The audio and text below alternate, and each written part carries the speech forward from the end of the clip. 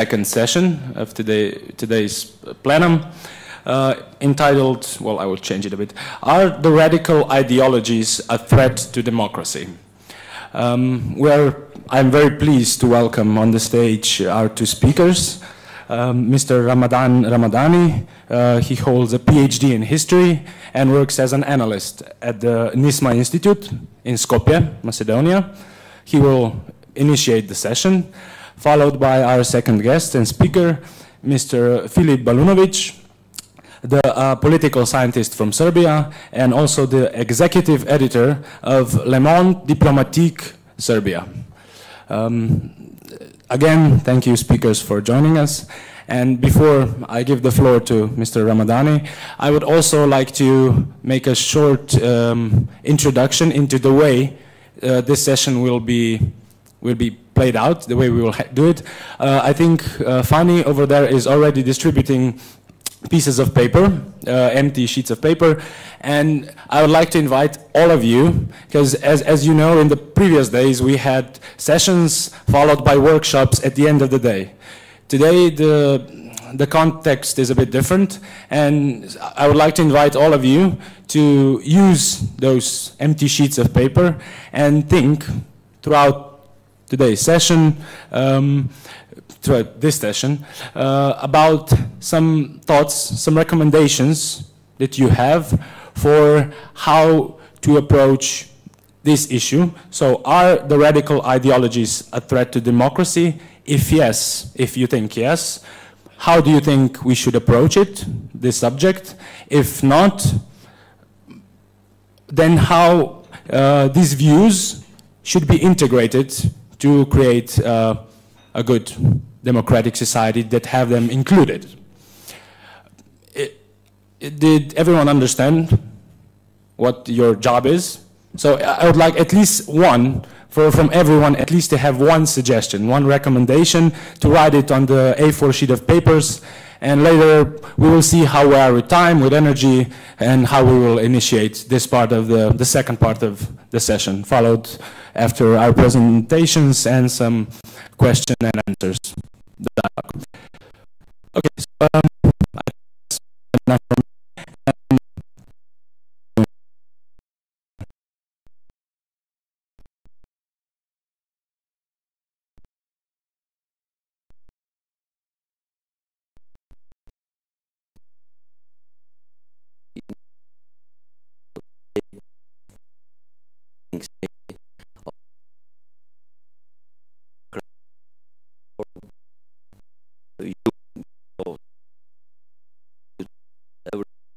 Here, but with good art and with good answer, we would have more clue of what we're gonna talk today, and what I hope is the second part in the discussion, that we will be all included and have opportunity to discuss even furthermore. So practically, my talk is being concentrated in two questions. The first question is, are the radical, not only ideologies, but also radical politics and political stance threat to the democracy and democratic processes, and why is that? And the second is here moral responsibility, and from what it consists, that responsibility, what is made of. Firstly, to start with the first question, I think that we are not in position, not in context, to list all what radical ideology, but I will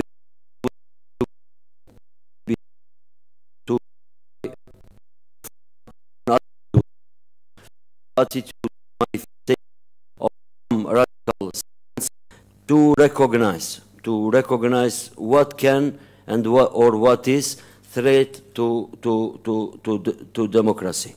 So from much more of this common attitude or manifestation, I found that single one is much important that needs to be mentioned here, and that is populism.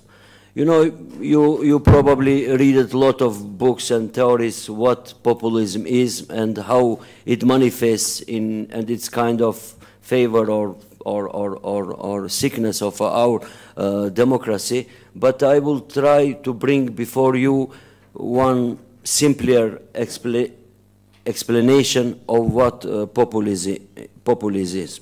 I think that populism is flirt with or manipulation of flirting with political views and stance. So you can have one legitimate political views, legitimate political stance, but in the way that are manipulated, it can be populist, and it has populist manifestation in society, and it is a threat to democracy. And why we call this flirt? So it's kind of to express that it's not normal or proper or legitimate legitimated relationship, but it's kind of flirt, and it's nothing will stand. So people and parties or organization or group of people that have this kind of flirting with this political stand, be it radical or not, they often don't articulate it, but only mention it and only use it for some political purposes in short period of time, and its common use of it is in electoral campaign. So we will recognize that this stance, for example, that are manipulated toward one phenomenon or one issue, is being used only short time, and after that it disappeared even from their own vocabulary of this of that politicians that use it. So this manipulation, in essence, is core of manipulating with emotions. Manipulating with emotions as manipulating with love, with hate, with fear, or hope. So practically every manipulation is only improvisation of articulation. So it's not articulation by itself with all legitimate system of democratic presentation, but it's only manipulation, and it's improvisation for articulating. So it's legitimate for one political party or political gathering or political organization or politician to articulate the law, the love, to articulate the hate, to articulate even fear and hope. But if it's manipulated with that, it has manifestation which leads to populism, and it's threatening other democratic structure, representation, and value, which after that is very big in danger. For example, I will bring to you maybe the most naive manipulation of this is the manipulation with hope. Manipulation with hope gives people to not only to believe in some utopia or in something that cannot achieve it in this democratic systems, but also looks this utopia became to look realistic to people who hear this manipulation. So practically this is manipulation of hope at the people. It uses for gathering votes. It uses for gathering much more percentage of the voters, etc. But in the end, it spoils very democratic instinct of voters for the second elections that would be after in the future, and also brings apathy, which is very dangerous to the whole democracy as a system. The second and probably much more dangerous is manipulation with other institutions than politics, and it's manipulation with nationalism. Sorry, manipulation with patriotism and manipulation with religion. So all these manipulations are bringing very big threats to democracy. For example, manipulating with religion in one society brings the very big threats to the principle of secularization and laicity in one society. So everyone who will start to flirt with church or mosque, who will start to flirt with cleric, who will start to flirt with some religious or religious manifestation, after this manipulation, we'll find that in that society the true understanding and the true application of the principles of dividedness of the state and the religion was spoiled. Was in somehow it was corrupted in terms of that people began to doubt on it, or to doubt in the practical implementation of that principle. So the second, this would be my short answer, or trying to answer for the first question: what is threat and how this threat manifests in itself. And the second is that the second question. And the second answer, which I will try to speak little on that, is there a moral responsibility, and from what it consists, or from what is made of.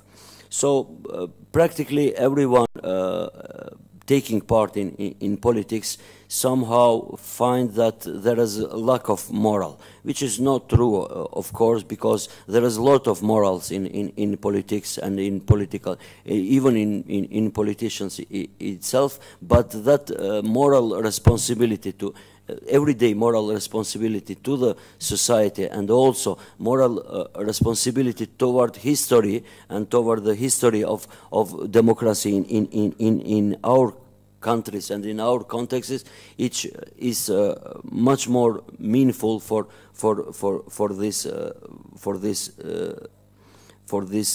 threats. So I think that this moral responsibility would consist of people and organization knowing the core principles of democracy and not manipulating with them. So they will find after the taking part in elections, after taking part in electoral campaign, they will find that there are shortcuts that can fasten their development or maybe their percentage of votes, but they should know, and they should find to know that these shortcuts are always threat to democracy and very dangerous for the further development of that society. So for that, this moral responsibility in every politician and in the whole political class would consist of this historical consequence of knowing the development of democracy in one country, and not to bring further back this. So the very beginning initiative to gain power should not prevail at the politicians, but we think that this moral responsibility, historic and also patriotic for each one in his country, should prevail of this, and with that we can have moral responsibility for not growing these threats. Thank you. Thank you very much. I would like to make it won't be a summary, but it will be just a question to Mr. Ramadani. So if I understood you correctly from your speech, your answer to the question are the radical ideology is a threat to democracy would be that the question is posed wrongly. Yes. Yes, because as I said in the start, we can not have some list of this radical ideology. Also, the very core of evaluating what is radical or not is something subjective. So we will be in position to make like was the index prohibitium in Vatican for the books. So we would need that Vatican-style censor or inquisition to make which are this ideology. So for that, I would go deeper and to see manifestation how everyone, including the voters and the ordinary citizens, can recognize this radical ideologies. Thank you. I know we already have questions. Are you okay with, since both of our speakers do touch upon a very specific, the same, basically political topic, to wait a bit with them? Is that okay? And maybe write it down, and then we will have a stronger discussion backed by both speeches. Is that okay? Okay, thank you. So I would like to now give the floor to Mr. Balunovic from Serbia. Thank you. Thank you very much. And you gave me quite a nice introduction to my talk by answering the additional question. I also think that the title of the discussion was posed. Actually, I will challenge the title of this discussion, and I changed it here in my notebook. Are radical ideologies a threat to democracy? What I firstly did, I made this to be singular. Is radical ideology a threat to democracy? Since I will argue in my talk that there is only one radical ideology. And then I will answer this question. And the very simple answer to this question is no. Radical ideology in singular is quite on the opposite, a chance for democratizing the undemocratic structure of our societies today. So, and I will start with answering the question, what is radical? Radical is usually perceived as something dangerous, something irrational, and finally something which is impossible to be put in practice, to be achieved. Argentinian political philosopher Ernesto Laclau argues that the radical act is taking place at the level of the ground of the social. So radical means challenging and questioning the very origins and the very roots of a certain system.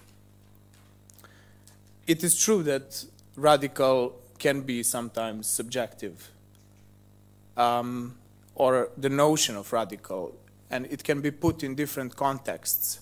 What is radical today? What was radical 200 years ago? What was radical 500 years ago? But I will argue that what today is radical can only come from the left spectrum of ideologies. Unlike what is coming from the right spectrum, which is always maybe extreme but not radical. This conclusion I made from the very notion of radical, what radical really means. Radical means challenging the roots of the system. No right-wing ideology or political organization or political practice has ever challenged the capitalist order. Quite on the opposite. It has been quite often used as the last source or the last guardian of the ideological framework or the dominant system.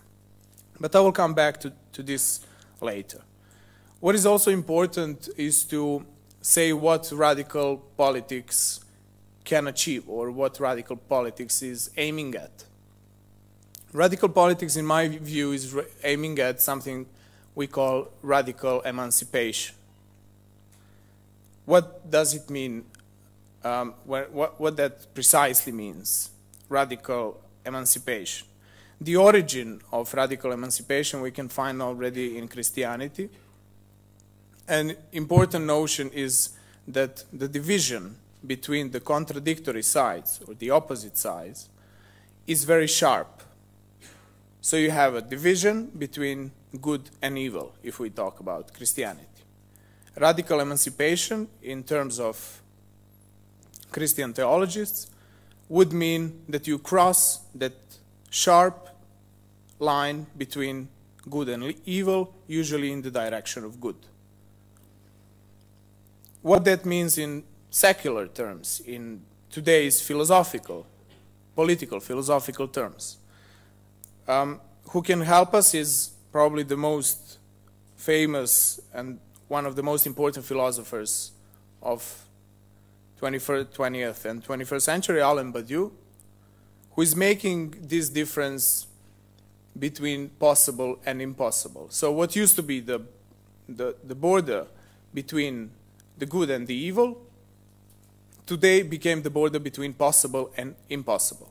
What we hear from the political mainstream is usually that our demands for abolishing the relations of domination, abolishing the socioeconomic system of capitalism is impossible. So we have a very sharp division line between what is possible from the mainstream ideologist political perspective and what is not.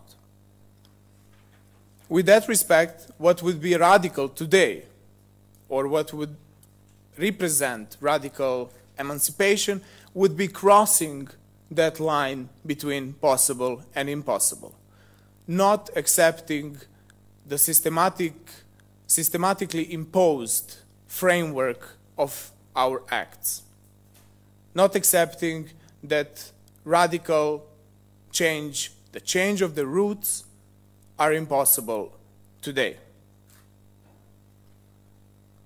But you also transfers this division of possible and impossible into the sphere of happiness and satisfaction.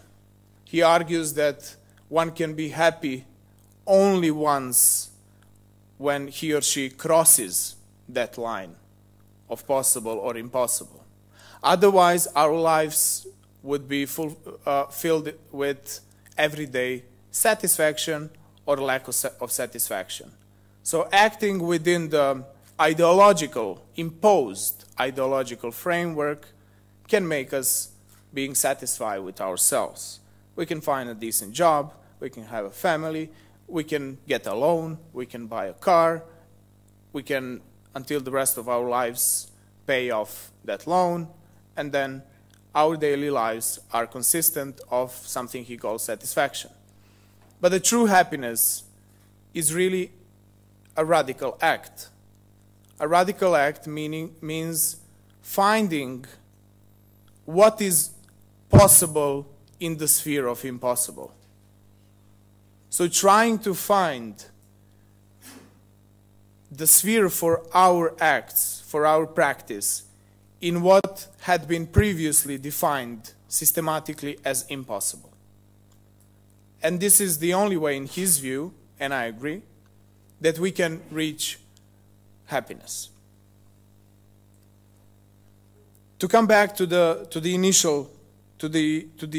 initial claim. Today we live in what another French philosopher, Jacques Rancière, calls the consensus politics, the politics of consensus. So you are constantly trying to make consensus with the ruling class. What this consensus politics practically means is accepting your subordinated position with regards to the ruling class. On the other hand, the ideological center, or the ideological mainstream, is using different instruments for legitimizing this state of domination.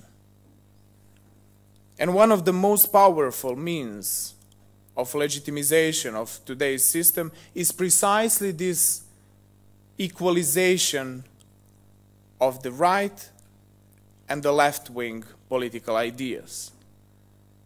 And what we have in the title of this discussion is precisely that. This comes, of course, from, most famously, from Hannah Arendt's equalization of two totalitarian regimes, Stalinism on one side and Hitler's Third Reich on the other side. But this is another debate on whether or not, and of course, both systems were totalitarian. But this doesn't mean that both right-wing and left-wing ideas are radical. At the beginning, I argued that there is no such thing as right-wing radicalism.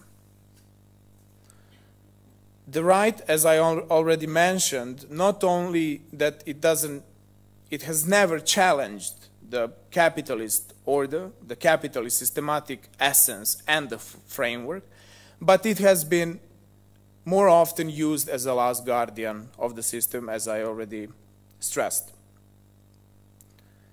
We can find numerous examples on this kind of practice. Adolf Hitler did not have in his room any other picture but the picture of Henry Ford. Adolf Hitler, if you read Mein Kampf, and I would highly recommend you to read that book for this purpose, just to see who were the people or the systems he was admiring at. That was British imperialism. And we know from Lenin that imperialism is last or the most, the last stage of capitalism. What Hitler was doing was the last or the most efficient stage of capitalism. Today we have a similar situation. Take as an example Hungary and Viktor Orban. Viktor Orban is today considered as a bad guy among European leaders. What he is doing, building wall on the Serbian-Hungarian border, introducing policies which are neo-fascist in their essence, is something that we usually see as confronting what we call European values. And all the European leaders are talking about him as a bad boy, as a dissident of the European Union. But what Orban is doing actually represents European unconscious. What you can see within Hungary, I don't know how familiar you are with the political situation in Hungary. You have Fidesz, which is Orban's party, and you have Jobbik, which is openly neo-fascist. So members of Jobbik party were patrolling in the suburbs of Budapest, in the majority Roma populated communities, taking care of security.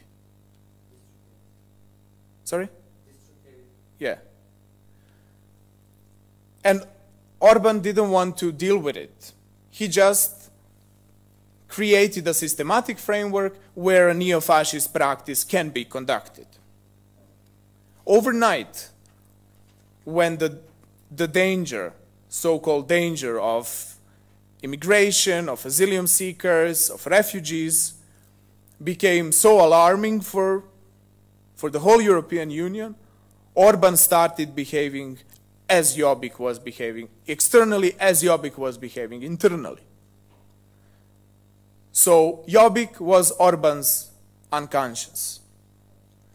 And on the other hand, Orban is European Union's unconscious. And it's only the matter of time of when European Union will transform its unconscious into its direct action. And actually that day came. And it was only yesterday when Germany closed its borders with Austria. When we saw that all those big words and all those big concepts, those empty signifiers such as democracy, solidarity, empathy, and so on, all framed with so-called European values, were put aside. And this is why I argue that the right wing is actually safeguarding the systematic framework for socio-economic relations that are dominating our societies. Finally, another point is another interesting reference here can be, again, related to Orban, but in comparison to Syriza. Look the reaction of European leaders and the European bureaucrats to Syriza and to Orban. How different they were. And not because Syriza is a revolutionary organization, it's not. But it's maybe halfway. It's the best we have. And I think we should support. But look the discrepancy between the reaction of European leaders and the European institutions in relation to Syriza and to Orban. When he built the wall, they say, oh, this is another wall after 25 years after we removed the Berlin Wall. This is a bad thing, but what can we do? When Syriza tried to challenge the policies of the European Union, this kind of neo-imperial policies, they broke their back completely. And now finally, I would pose a question, and it's also a question I would just offer an answer, and it can be the question for a discussion. What is radical today in our region, in this former Yugoslavian region? Coming back to the definition of radical, so it means that what kind of acts and thoughts we should produce today to challenge the roots of our societies here in the Balkans. And then we should answer the question, what are these roots? I argued that these roots are bloody, and we can kind of all agree upon the roots of our societies. So our societies were made upon wars. They were made, so the legacy of our societies can be found in ethnic cleansing, in mass murders, in genocide. So the roots of our societies are highly criminal and highly bloody. And the roots were there in order for our societies to become nation states. On the other hand, the so-called nation building is the main determinant or the main precondition for Euro integration. If you connect the two, you can argue that genocide, ethnic cleansing, and massive crimes were the first step in the process of European integration. Therefore, what can be radical today? How we should challenge the roots of our system? That challenge cannot come nationally, because we are challenging the roots of nation state, which are by definition bloody and based on crime. That challenge and that radical thought and radical act has to come internationally. If we talk about the region, it has to come internationally in the post-Yugoslavian space. But we have to go further. And this reaction has to come internationally on the European, even on the European level, even wider than that. And finally, what has happened because of lack of this kind of reaction, a radical reaction? We are stuck into liberal societies which are claiming to be the most open societies where you can make whatever choice comes to your mind. but liberal societies are closed for a radical choice. It is not allowed to make a radical choice in liberal democracies or in liberal so-called democracies. We are not even allowed to come up with an act of, tragical end. We decide to tragically end our journey. We are not even allowed to do that. Instead of that, we are convicted to the endless tragedy. And this is the outcome of the lack of radical politics in the last 25 years in this region. And I think that if we want to find a way out from the possible into the sphere of impossible, if we want to reach radical emancipation, which is necessary for our happiness, then we have to think and act in terms of radical ideas. Thank you.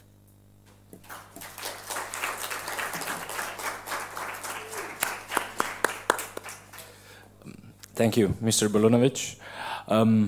I think we have two very knowledgeable guests at the floor today, so I'm sure that many of you are already eager to initiate the discussion.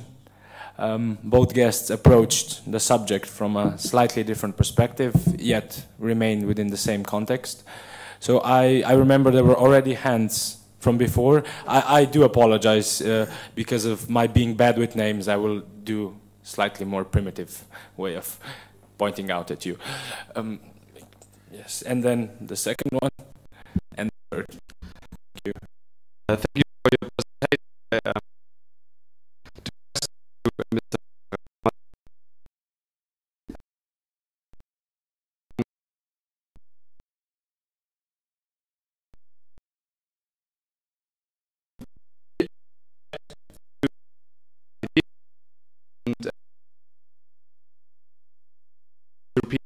Mr.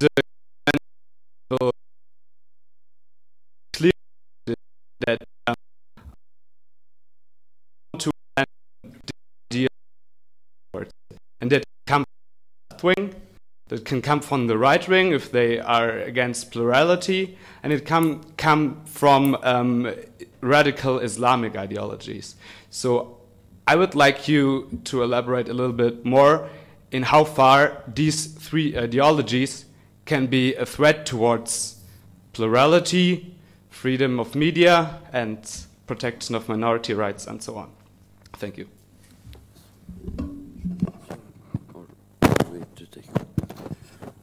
Firstly, my institute is Institute for Free Thinking, ISMA, and it's initiative for think tank. In Macedonia, we don't have separate law to register us.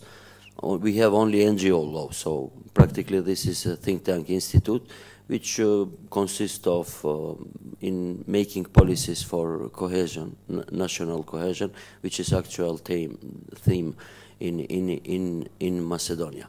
Me myself, I long before I found this institute NISMA in 2011, and after that, except my work as analyst, I have also my activist nature as active citizen.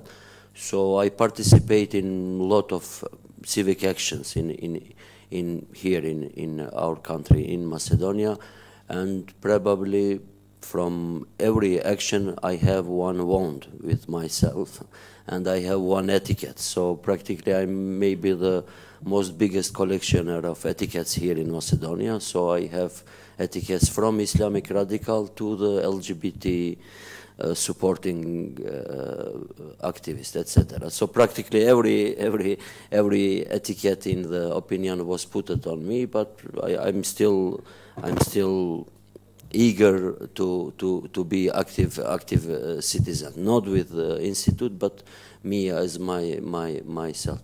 Also, I every week I write columns in opinions in biggest weekly here in Macedonia. It's called Focus, and it's kindly opposition media. So I'm not so loved by the government circles here in Macedonia. This was for the first question. The second question, I do think that both these three, how to say, main ideologies are very threat to the democracy now, and also threat to our democracy system, which, you know, we in Balkans, we have weaker tradition of democratic institutions, and also we have weak history of having a legal state in terms of rule of law. So practically I think that most of the problems that we face today, starting from even from the most actual, the refugee crisis, even from others, multi-ethnic relations, minority rights, etc.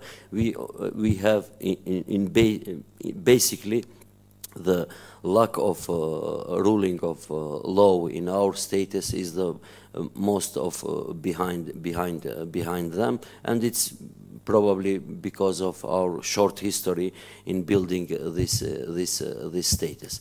I don't think, as my counterpart here, I don't think that also radical right-wing are not threat to democracy, because in somehow, and we see now with this extremist right, and it's kind of from another world, so it's from the Muslim world, but it's still right-wing ideologies.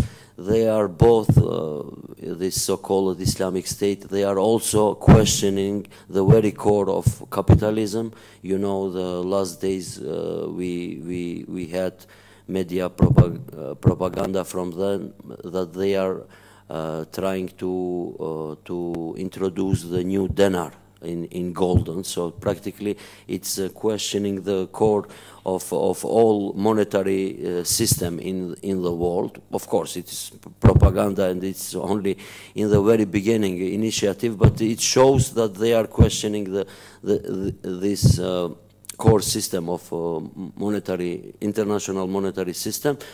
And the second is their questioning of the boundaries and the very nature of state. So practically they exposed in both, largely in two countries. For now they have control, for example, in Syria and in Iraq, and they even don't name by the name these states, and they are states with history of state, both Syria and Iraq, but they in their presentation and in their attitude even don't count this as a state. So they are practically in this way they are questioning the very system of modern state as we know it, or as we live it.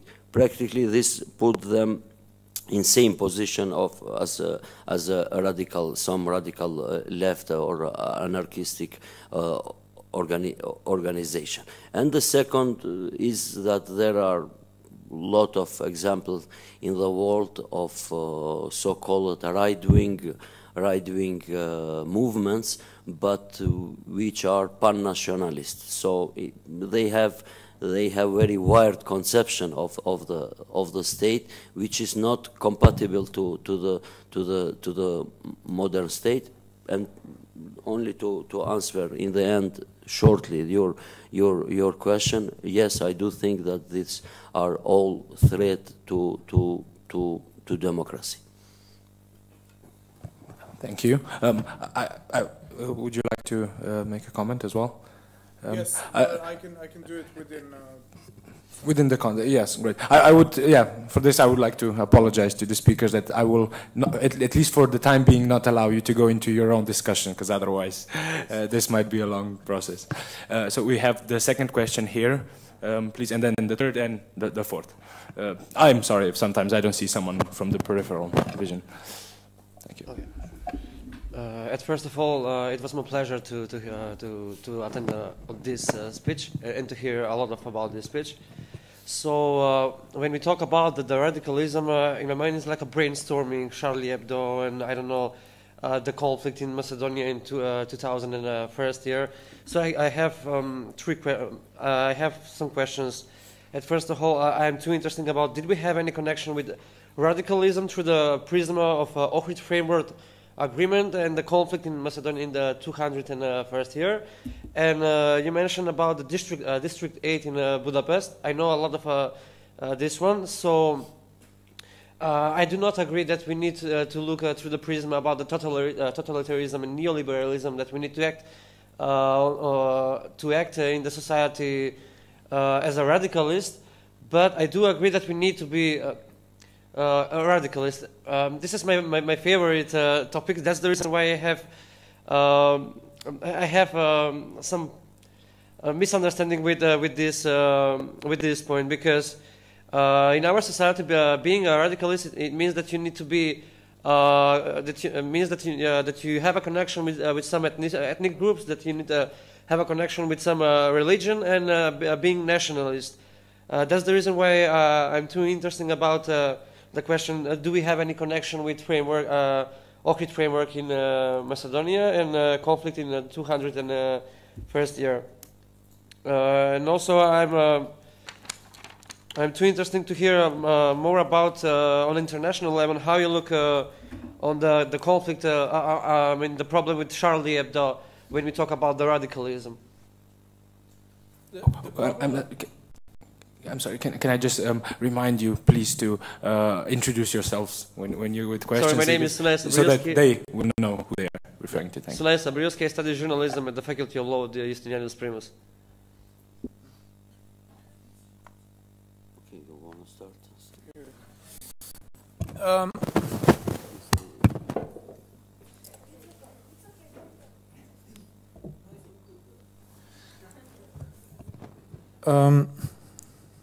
Just briefly about what we call Islam fundamentalism, that they can be radical. Any kind of religious politics is playing on the card of identity. Any politics which is playing on the card of identity can never be universal. The radical politics is aiming at universality. Identity politics serves for hiding class interest. Identity politics is, in this case, highly xenophobic and exclusionary. The identity politics is excluding the other members of other religious groups, other ethnicities, and so on. One point. The other point, I'm wondering where are they getting their funds? The Islamic State is getting funds, I guess, from other states who are belonging to the Middle East and from Saudi Arabia and so on. These societies, even though highly clerical, are still capitalist. You have this phenomena of Gulen's movement in Turkey, who famously proclaimed that he made this tight connection between Islam and entrepreneurial capitalism. This is what Erdogan is doing.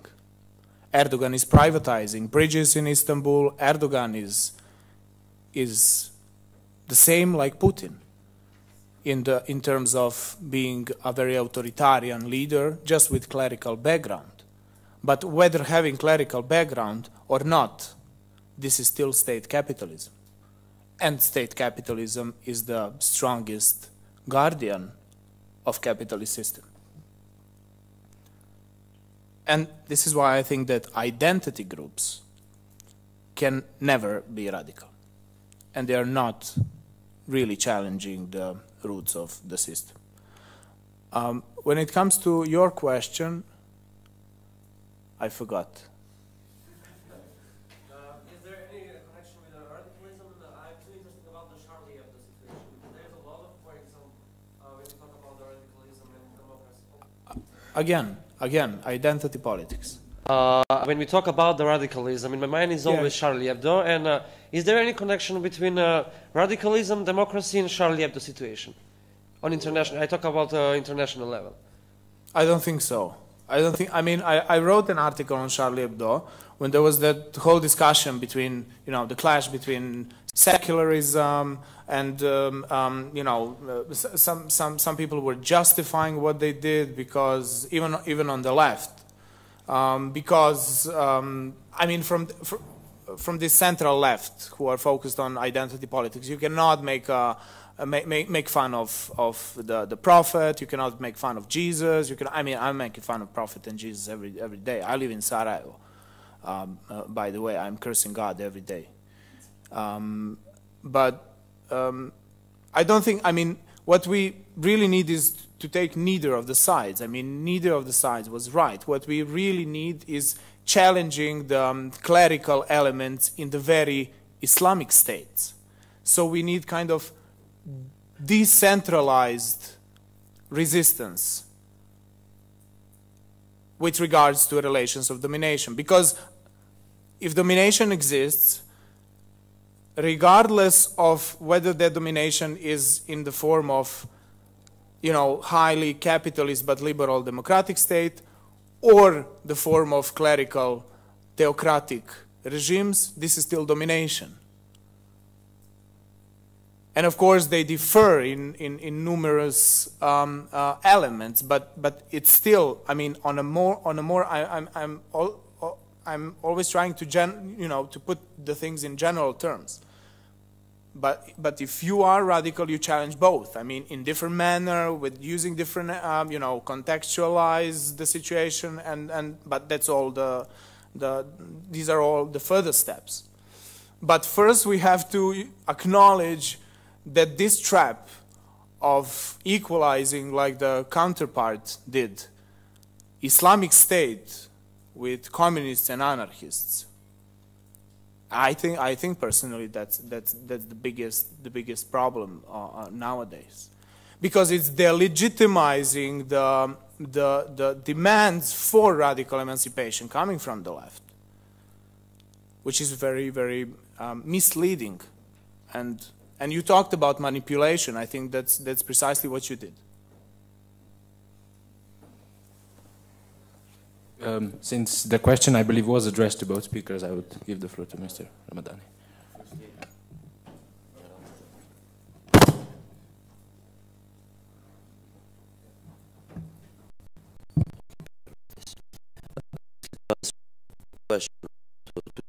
One thing that is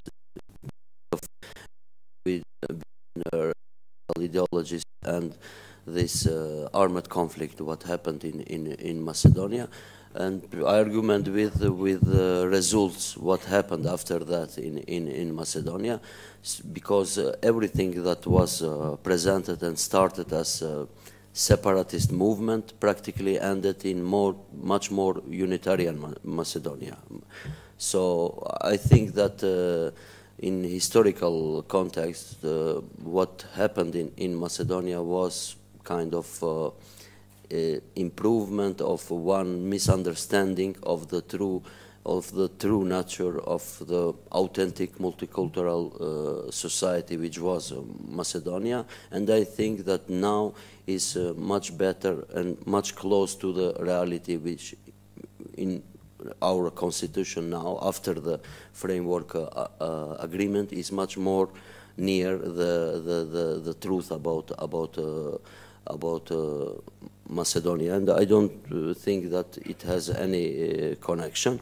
And I repeat again that mostly of the problems that we have here, I think that is because of lack of the law of state of law and the rule of law. And shortly only to explain myself, I didn't equalize the both. I was talking about the questioning the true system, capitalist system, and the modern state as we know, and I showed examples of this. All these left and anarchistic ideologies how to say, it's in another world in which is this so-called Islamic State operating, and in which so both the reference and the civilization background is other. So even if I wanted to manipulate or to equalize, it's not possible because it's everything different. And but in their way and in their understanding, they are questioning this modern state. And the money, I don't think that they get it from the capitalist, other capitalist state. They gather it from the screwing this capitalist system, because as it knows, they are smuggling petrol, and they are smuggling this gold and things. They are practically using modern states only to avoid them, and with avoiding of this state, they gain such a wealth and such a strength in material sense. Okay, thank you. Most speakers, and I believe that the third question from Biljana.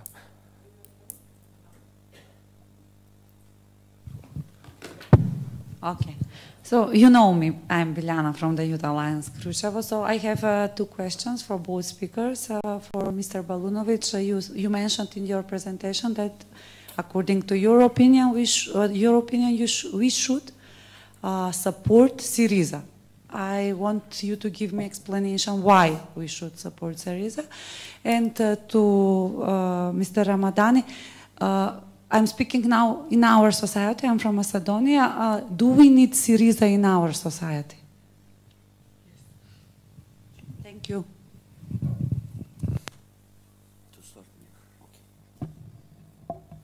I think that every answer in every country and society is unique, as is the question. I don't think that we can replicate models from somewhere. The most unique example was our Ohrid Framework Agreement. You cannot find in whole world that kind of maybe stupid things in paper, but it's functioning. So it was our authentic answer to our authentic question. But I do think that we need something of consistent politics, be it in every sector. So maybe in some did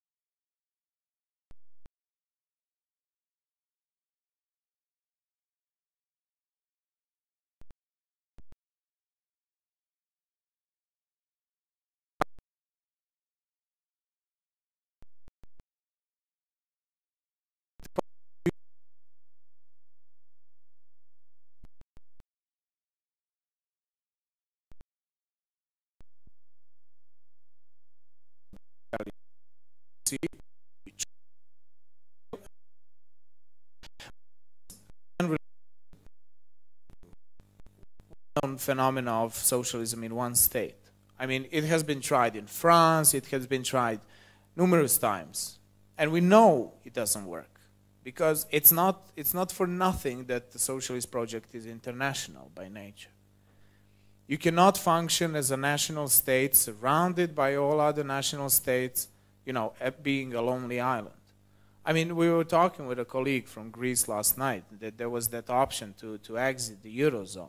But then you don't have enough of domestic supply of food, you don't have enough of domestic supply of medicine, energy. If you go to drachma, who knows? Economy is not natural science. Economy is social science. It's political economy. So your economy depends on political decisions, not of yours, your own, but of the political decisions of external actors. They could have easily said that drachma is not cannot be converted to any other currency. What money would you use to import basic goods if you don't have enough supply by yourself? And all the challenges, structural obstacles Syriza was facing, do not allow me to criticize them, at least not publicly.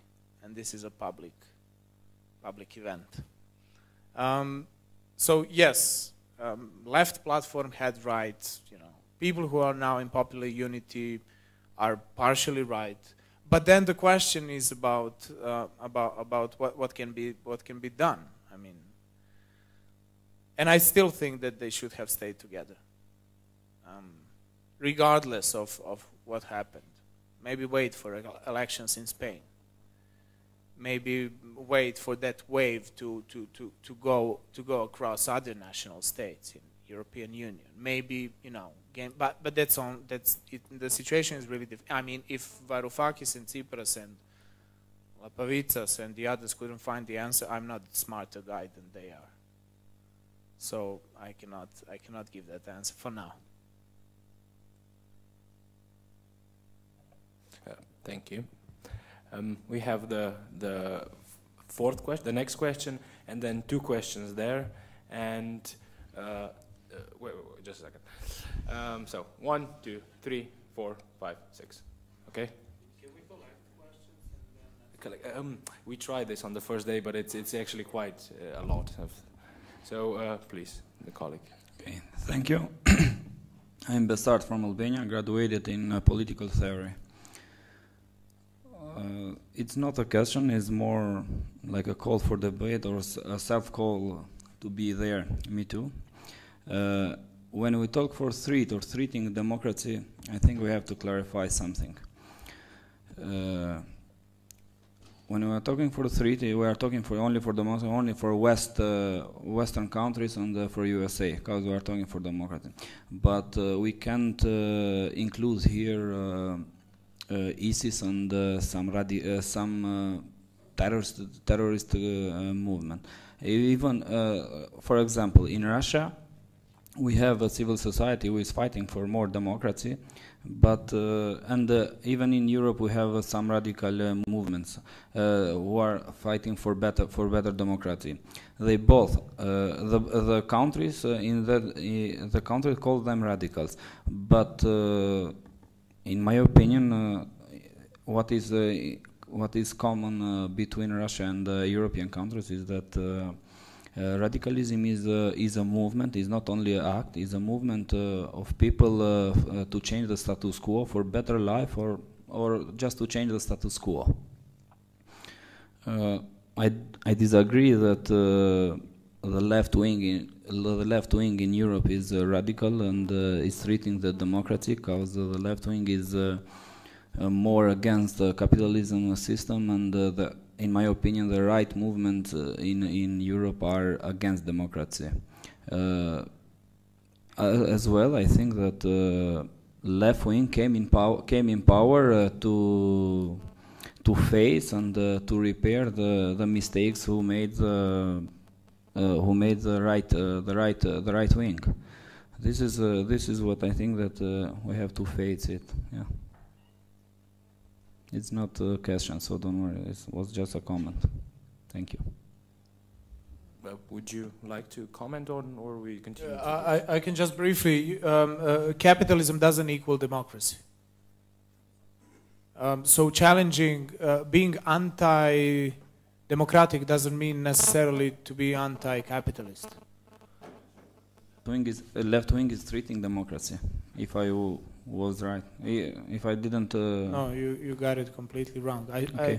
I said that the left wing is only chance for democracy, and I think that not only that democracy and capitalism are not necessarily compatible, but they're necessarily opposite to each other. Because the only political ideas that were indeed democratic, indeed trying to encompass or to gather the large or the largest possible part of society, were socialist ideas.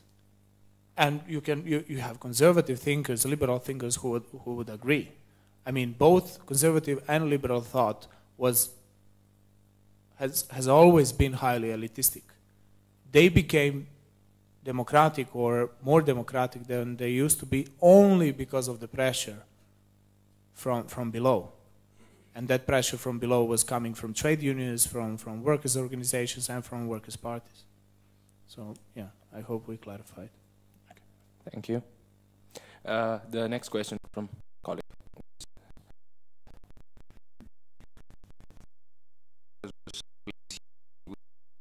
Not because if you don't have this discourse, but I know better than to go into details.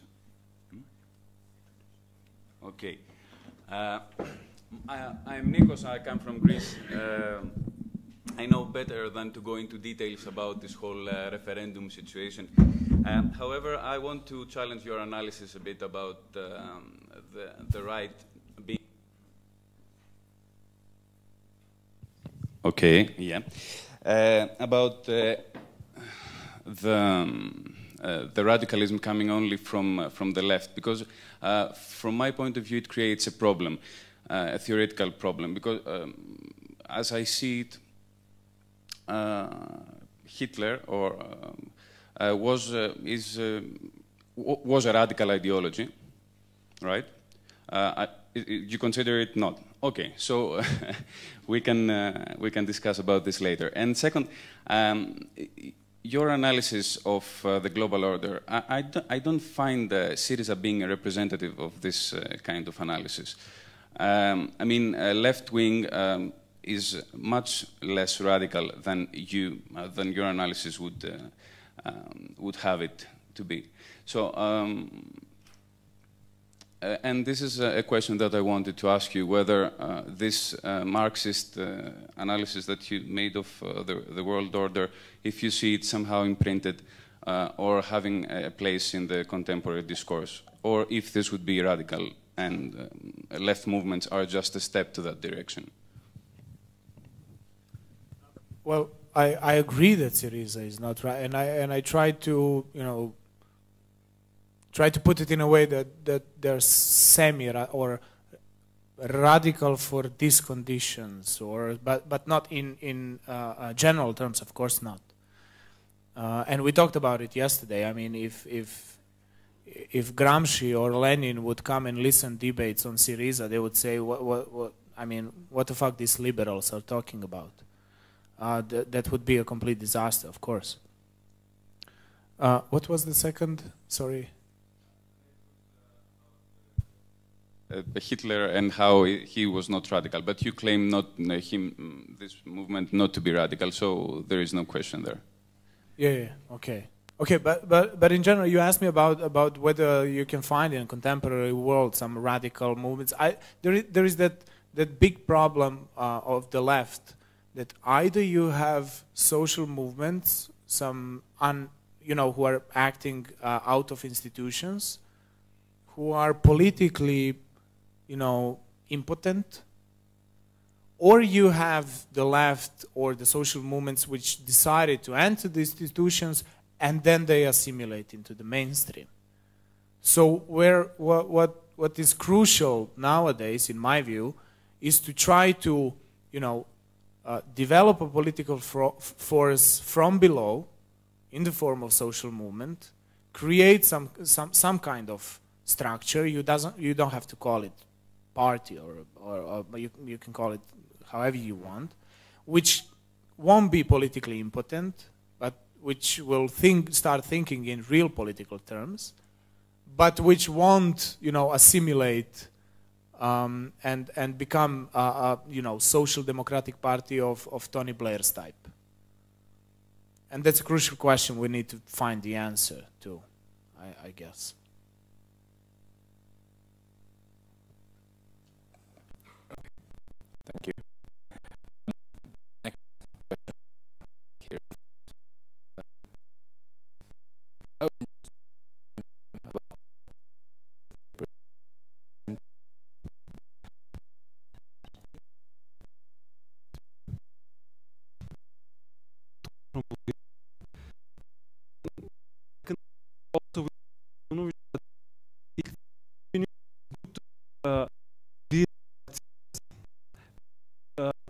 European Union, not only conformist, like all the time agreeing with the union policies and so on. Okay, there is something wrong also with, they make some, the Orban and Tsipras make some troubles for their countries for sure, but their attitude to not be agree all the time with the union policies, I think it's something which should appreciate. And now I have a question which is directed to both of the speakers, and it is, which you think is the ideology which on its essence is radical, but here in the region we can't distinguish it like radical. We just perceive it as something like normal.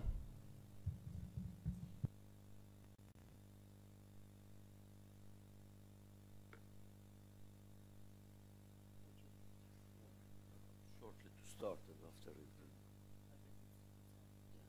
I think that this our saying about radical, it's about the political stance, ideologies or views that question the core system of what we know as a democracy. So in the end and in the result, maybe it wouldn't appear as that, but the same function that they are questioning this system, it makes radical in appearing to us. So maybe this would be the shorter definition or explanation of what I can give.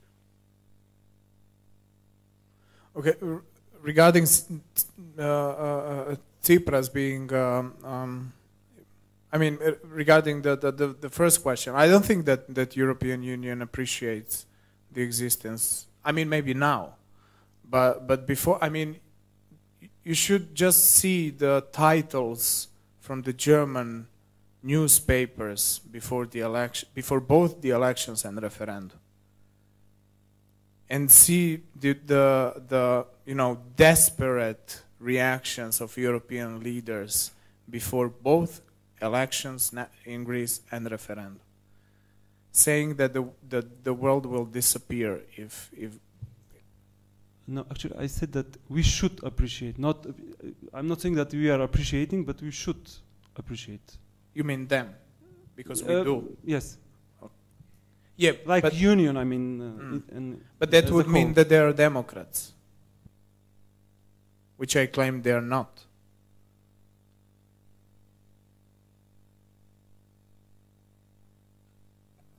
Interesting to think about Finnish. And our next colleague, which is perfect, from Germany. Yeah, hello. My name is David. I'm from a Bulgarian good governance think tank.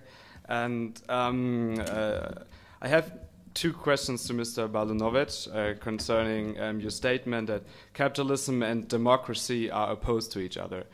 So first, I would like to know which kind of state capitalism do you mean? Is it? Do you mean the one we have in Norway, or do you mean the one we have in the UK?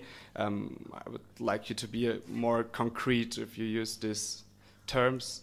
And secondly, what kind of, based on your statement, what kind of economic system would then run together with democracy? Okay, I'll try to make it brief. So the others. Firstly, democracy and capitalism are not compatible, and to elaborate on state capitalism, they are not compatible simply because social relations are copy-pasted from economic relations. So if you have competitive economic relations, you will have competitive social and political relations as well. If you have cooperating economic relations, that will be copy-pasted to social and political sphere. If people are competing for their jobs, for their place at the university, if they are precarious workers and so on, they are really very suitable to be bribed, to be, you know, and the same goes for political parties. If political party guarantees to a voter that he or she will get a job, then a person will vote for that political party, and so on and so on. That's a big circle, but it all comes from the economic relations. What kind of about state capitalism? Yeah, that would be. I mean, Norway is you know, exceptionally lucky that they found natural resources. I mean, if you went to Norway in 1969, it wasn't like that. So they discovered their natural resources only in the early and mid 70s. I mean, rich capitalist country can afford welfare, and it's good that they did, and some other capitalist countries didn't. And I agree fully about it. But in order for Norway to exist as a rich capitalist state, which is providing welfare, there must be some Greece. And these are the relations of dependency. So you have to have a counterpart, which will be poor, in order for you to be rich. This is how the economic system is organized. Regarding what kind of economic system would replace capitalism, you have the example of self-management in Bosnia, which is happening nowadays in the city of Tuzla, in the headquarters of Workers' Resistance. It's the factory called Dita, which has been privatized 2 times. Workers haven't received their salaries for more than 17 months. They decided to take over the factory. They invested their savings, and they started production. The factory is owned by workers. There was public call from the media who are friendly, from the musicians, artists. Even one band, Dubiosa Collective, has a song, "Buy products of Dita." Please buy products of Dita and support the self-managing production of these people who have been destroyed by privatization. And they are cooperating. And they are not fighting for who's going to be director. And they are getting equal salaries. This can be the model to be followed. Okay, thank you. I will put also something. There are examples, like you mentioned, in Bosnia, also in the United States, actually, quite a few of them, this kind of companies. The next is the question from a colleague from Greece here. Hello, I'm Emilia from Greece, I'm a political scientist. I would like to go a bit back and maybe answer Mrs. Biljana's question. To understand whether to support Syriza or not, you have to understand the context of the Greek politics. I would like to say that for 40 years after the re-establishment of democracy, we had 2 parties, which are center-left, center-right, and were always in power. They were directly tied with clientelism, nepotism, and corruption, which possibly led to the crisis we have now. So for the first time, I have 3 comments. The first is that, first of all, the down-to-top revolution. So people decide to denounce this previous regime of these 2 parties. And it's characteristic that the center-left party came 5th in these last elections, and the center-right came from 40% to 20%. The president resigned, and so it's a major change. It's denouncing the old corrupt regime. The second most important is that this comes from the youth, the young people, because the electoral basis is based on young people who have 50% unemployment and they're fed up, and from the middle class, which has been stricken by all the memorandum measures. So this is the second point. And the third point is, it doesn't matter if it comes from Greece. It happened to come from Greece because of the circumstances. It doesn't matter if it's Syriza, but it can be inspiring, an inspiration to Europe if Tsipras, although his political inexperience makes many mistakes, he can lead an inspiration for a change. So this is what I want to say.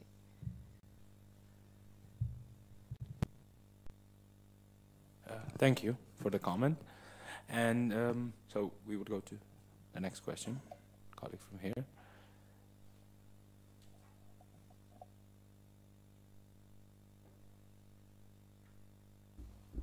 Hello, I'm Sanya from Macedonia, and thank you very much for your presentation. They were thought-provoking. So my question is for Mr. Balunovic. It is very evident that we have a democratic deficit these days, and it is more than needed some action that will change and challenge this status quo. And according to your conceptualizations, the radical left can be of great help in this situation, as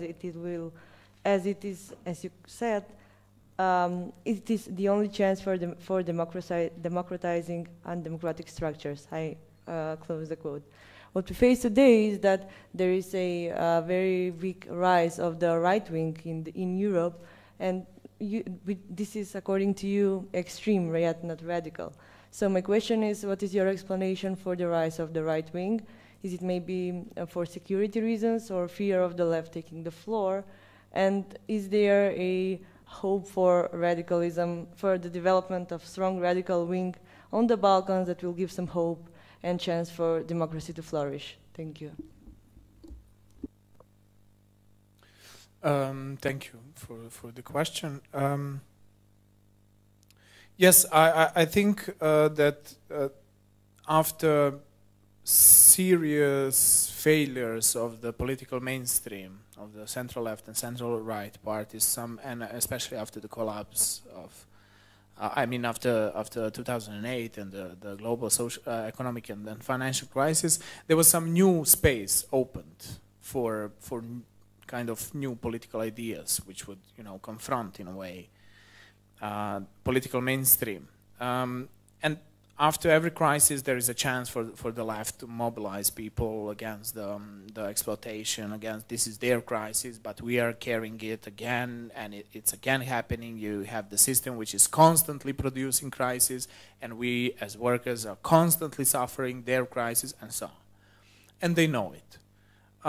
They know that it's a chance for the labor movement worldwide. The right-wing rise is similar to the case in between two wars. Don't forget that the wave of socialism from the Soviet Union westwards was very, very strong between two wars. That Italian and French socialist movements, especially Italian, were threatening to take over power. So there was that communist threat coming from the East. And similarly to this situation, when you have this threat, so-called, coming from the labor movements, from the new social movements, you have the reaction of the right wing, which, in Hungary, the left has no chance. So the way that fascism beated communists nationally within, Germany, Nazism, Italy, fascism, and even other states, Spain, in the Civil War, was the strongest possible systematic answer to the threat coming from the left. And I think we have the similar situation nowadays. That rise of the right wing is actually the answer to the rise of the left wing. If that makes sense. Okay, thank you. Would you like to comment as well? One question. Yes, please, of course. I would like to use the presence from our fellows from Greece to ask only what are the inside views or comments about relationship of Syriza with the church, because it's very interesting outside to us, especially the visit of Serbian Orthodox Church, which Alexis Tsipras made, or Albanian church there, etc., etc. It was very interesting to the region, this relationship. So maybe you have... Okay, so now the colleagues from Greece could answer, and then we have already the next question prepared, and then the next one. Yes, it's actually the first time that we have in Greece a prime minister that has such views, but actually there was no, let's say, people accepted it without any problems, but he didn't vote with the Orthodox vote in the parliament, but it's not obligatory anyway, but most of the members of his party did not vote with the Christian vote, let's say, oath, sorry. Second, he denounces marriage and baptism and all this ceremonies. He has a contract, not even a wedding in the a mayor's wedding. I don't know how you say it. Yeah, okay, civic marriage, yes, this kind of marriage. And he has another contract, like he has a contract, and his children are not baptized. I guess here values are open, but the church have no problem. I don't, because be a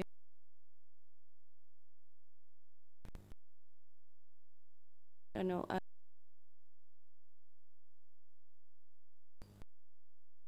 It doesn't work. European. It's a different. You want. I don't think it's bad. Just a word, because it's a very complicated business doing politics in Greece with the religion and so on. Because even though he's an atheist, a self-claimed atheist, the Greek state is not divided with the church. So it creates some kind of a problematic connection between the state and the church. And it appears that not even Syriza party is ready to break those ties with the church. And it was quite obvious before the elections. He made lots of visits and meetings with religious leaders throughout Greece. I understand this in a political context because you need to win the election and you need to win the votes of the Christians because they are the vast majority. However, yes, I see an actual problem in that connection. Being an atheist yourself, don't believing in religion, believing in theory that it should be separated from the state, but nonetheless not doing it. There is some connection, but unfortunately I'm not aware of it. Okay, thank you. Similar case we had in Serbia. I don't know if you're familiar with Zoran Đinđić's government, who was himself an atheist as well, but it was him who introduced religious classes in primary school. It was him who decided to introduce taxes for renovation of the Saint Sava temple. So he was even though himself an atheist, but he was playing that pragmatic game. Thank you. Our next question, and already the next one waiting, and the third. And I am Marcello from Italy, and actually when I reading the title of the conference, what came to my mind was actually the problem of uprising of like nationalistic movements throughout Europe. I think about, I don't know, all the ones you have like Le Pen or whatever, this kind of. And so I thought that was the aim of the conference, and you are actually tackling this problem from a broader way, from a broader point of view. But my question is, so actually, if these right-wing movements are an answer to if this right-wing movement are actually safeguarding the capitalism, capitalistic system, and are actually an answer to like a more like social movement that try to tackle to go against this system.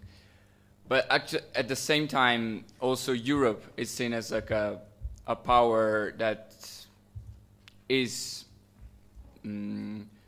safeguarding capitalism in a way, of course.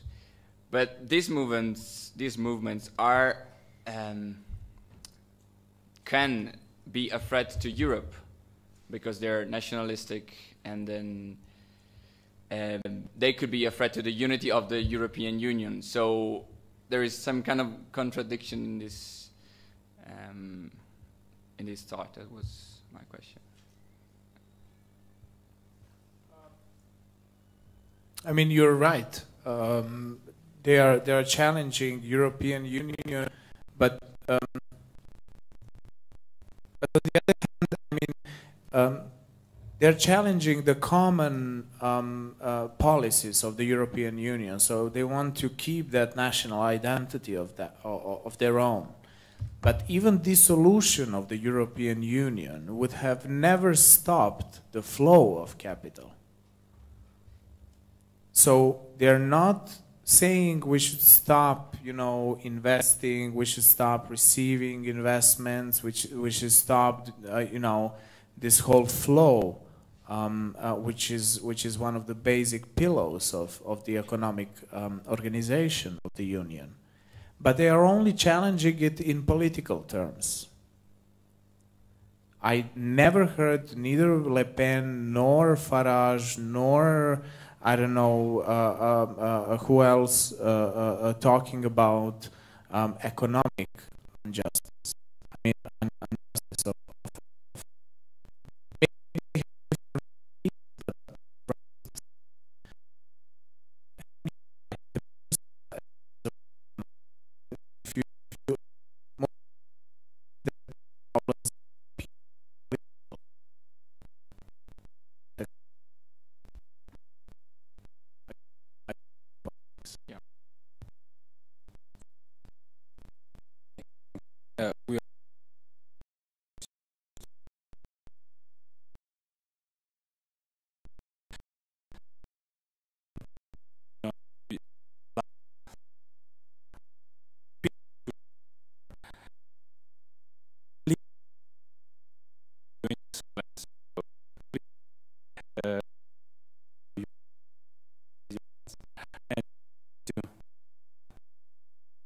so, Mr. You said Balunovic. All right. Okay, dear Balunovic. You gave us a sense of kind of examples that could replace this economic capitalistic system. Could you please say some more sentences about how it's for Southeast Europe? Then secondly, Mr. Ramadani, this new system.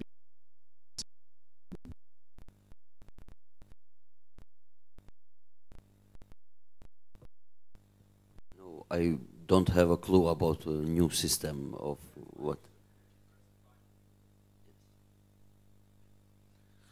Okay, if I would know how precisely that system should look like, I would probably be, you know, God. Because much, you know, Nobel Prize winners in economics cannot answer the simplest possible economic question. Okay, it's unjust and it's, you know, crap, but what should we do? And they are like, yes, but this is the part of the problem, and no. Yeah, these kind of small micro level examples can show us at least the direction. I think that we passed yesterday through Prilep, and they were showing me, the driver was telling me, look, this is where Macedonian tobacco is grown, like the famous place even during former Yugoslavia. And I asked the simple question, so what are the most famous Macedonian cigarettes, so the product? And he said, we don't have them. It's not owned by Macedonians. And I mean, primarily, we should start, you know, make a cooperation among us in order to exchange our goods. So you have tobacco, we have, I don't know, blueberries, whatever.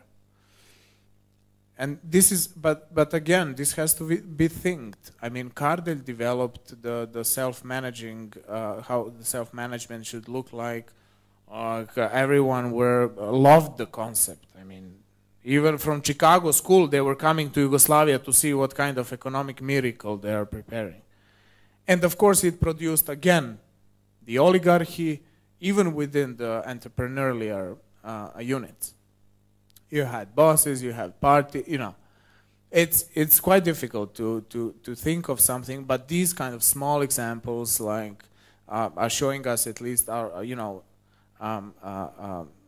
are illuminating the essence of the problem. I think we are still dealing with what the problem is. We still cannot, we are still looking into wrong directions. We are still looking in Albanians, Macedonians, Serbs, Croats, or all these Catholics. You know, we should explain to people what the problem is. And then when more people come, maybe we'll come up with a certain solution. I mean, I'm not myself clear with sorry?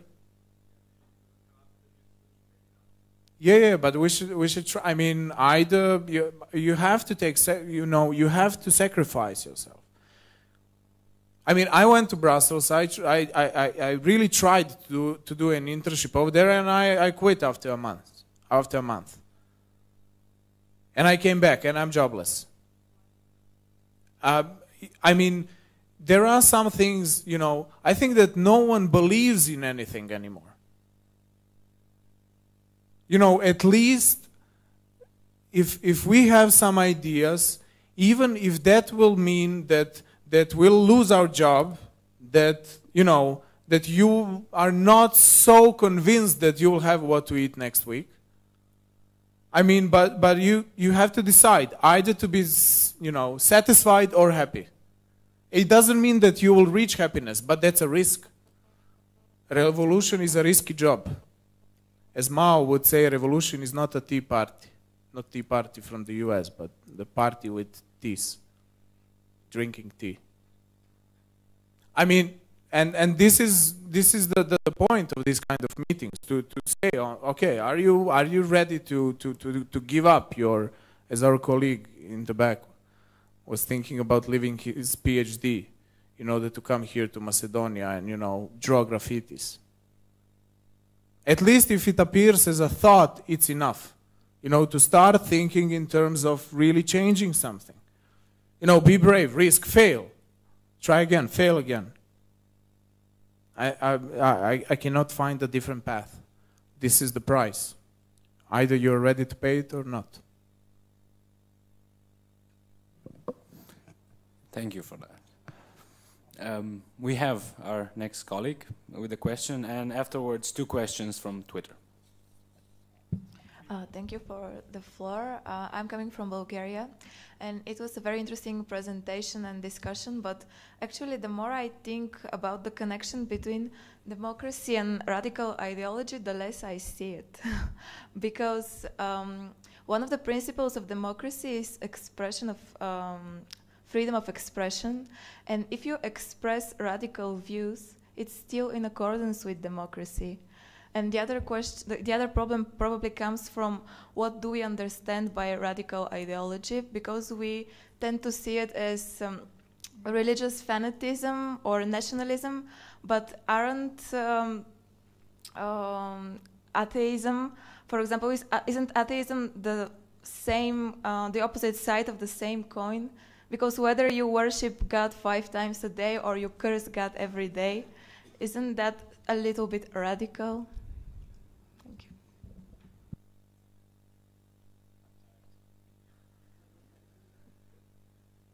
I think we spoke a lot, both of us, about this last question about questioning what is radical and what is not, or what we can say that is a radical. For the first part, I think that the freedom of expression is some core value in which we are questioning all over the time. So practically, it's kind of searching for boundaries, when it begins and when it ends. Maybe it's without boundaries, but we are searching on that. So practically, we are drawing our way on it, so we cannot have the last word on it, and everything is being boundaried by other things and other phenomena. I don't know why you think that radical politics is not for freedom of speech.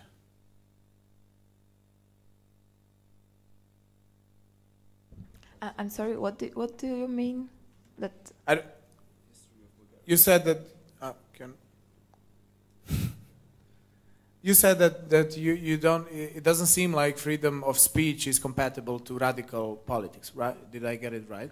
No, my idea was that democracy means that you are free to express whatever views that you have. But you're not sure that that can happen in the system created by radicals, such as... No, I'm not sure that if you are expressing radical views in a democratic system, it is a threat to the democratic system. Maybe it's a threat to the peace or something else, but I don't think it's a threat to the democracy itself.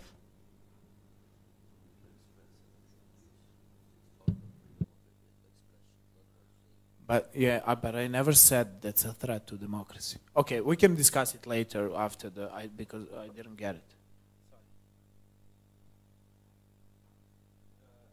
We have the two Twitter questions. One is, I will quote the way it was written. Balunovic claims that left radical ideology is the only chance for democracy. If so, would you agree that right ideology is a threat to democracy? I think it's somewhat a quick answer as possible. Which democracy? That is the answer, I think. Okay, and the second one is from our colleague from Romania. If Greece is not a democratic country, how about Romania?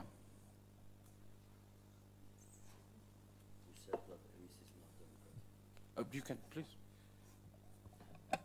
I didn't notice who said that Greece is not a democratic country. I think we all our countries are democratic countries, but with some troubles and with problems in it. In paradise.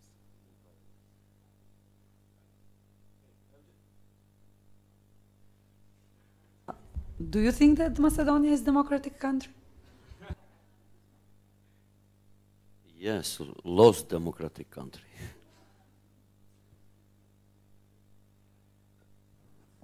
At this stage, I would like to make a comment. In democracy, everything has or should have or is supposed to have its place. Yes? Well, I was thinking about a concept that is, well, it's from the psychoanalytic field, the concept of the sun and the shadow. It's from Carl Jung. And it says the stronger the sun, the larger the shadow. So, do we really live in democratic societies in the sense that not only the things that are illuminated are present, fully present, but also those things that come behind the illumination? I don't know, I would be interested in your comment on that one. As I mentioned little in my previous talk, I think that we are in search of that, so we can not have last word on it. Especially that you mentioned Carl Jung. It's we cannot mention Carl Jung without mentioning his views about feelings and also about the religion. So practically in our everyday, when we have work with boundless things, as is emotions and religions and other things, practically we cannot say that these are our boundaries. So we are in search of that places, on what is in this place and which is for what place.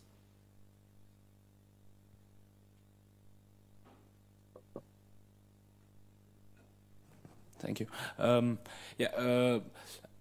We were wondering if the whole panel, if we go until 2, or we could maybe have 10 more minutes, and well, maybe I should reframe the question. Could we go until 1:30, or should we go until 2 and have a short break before lunch? Yes, because I think it's a kind of a common agreement on the panel, and I don't. 10. I think there are a few more questions. Yes, no. Okay, then if not, I would invite. I would like to invite at least 3 people because at the beginning of our session here.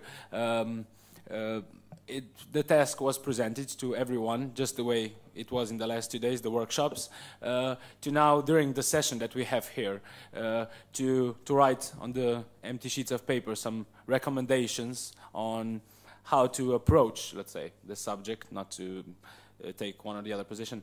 And I would like to hear, maybe all of us, to hear three ideas that came up, and some of you who would perhaps be willing to speak them out loud.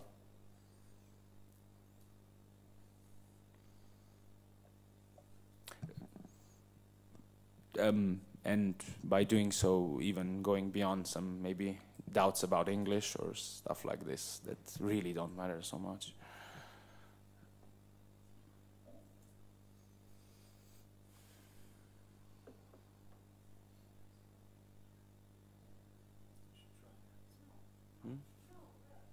We, as organizer, want to ask, did you finish your task?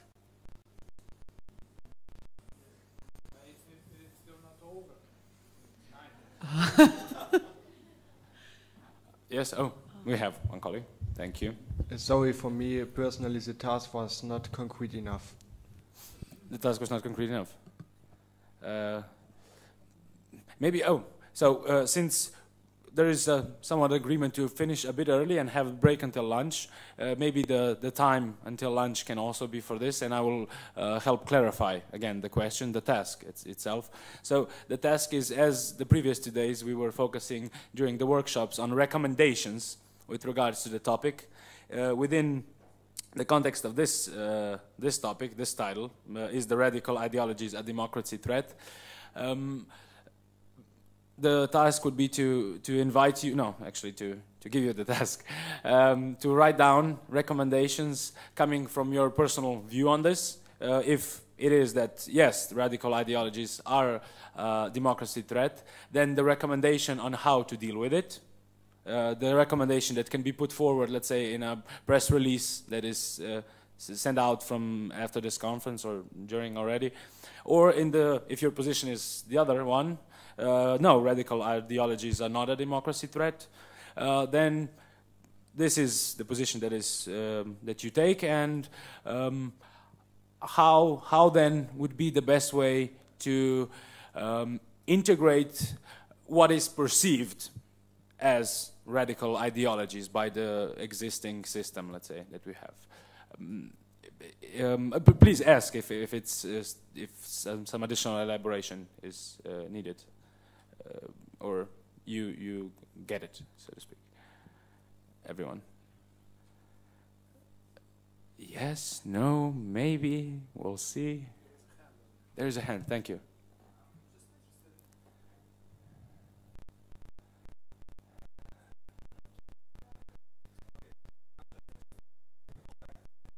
Yes, afterwards,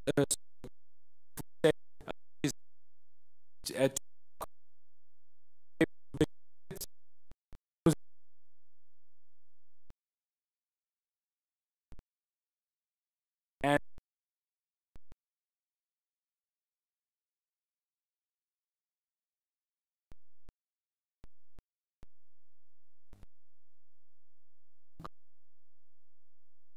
we need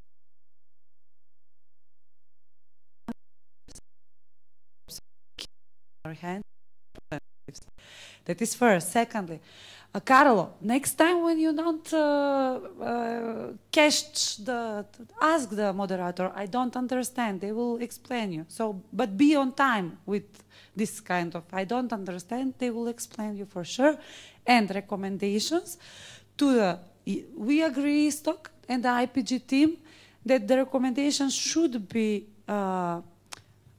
focused on young people in our region, decision makers, NGOs, and if you think other people, institutions who should be recommended, just write it. But for young leaders particular, and young people in the region. And NGOs also, we are here all from NGOs. Okay? Just to, because of the fun wordplay a bit, it will be the recipients Diana mentioned, but focus on the task, not focus on the youth. Focus on the task, but they will be the recipient of this press releases. And just okay, okay. So we have one comment or question, please, my colleague from Greece. Okay, I didn't write anything down yet. I will later. I just not sharing the term radicalism. I thought, from my understanding, that radicalism referred also to right-wing movements that are more, I don't know, opposite to the existing system. And as I'm not a Marxist myself, I don't share the analysis exactly. So if we put into the equation right-wing radicalism as well, or extremism, let's put it like this, my recommendation would be give them the floor.